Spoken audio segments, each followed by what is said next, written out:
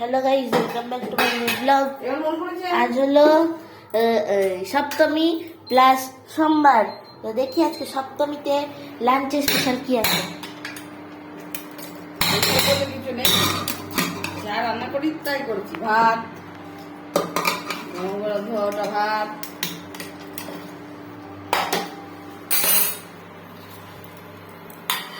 মাছ ভাজা,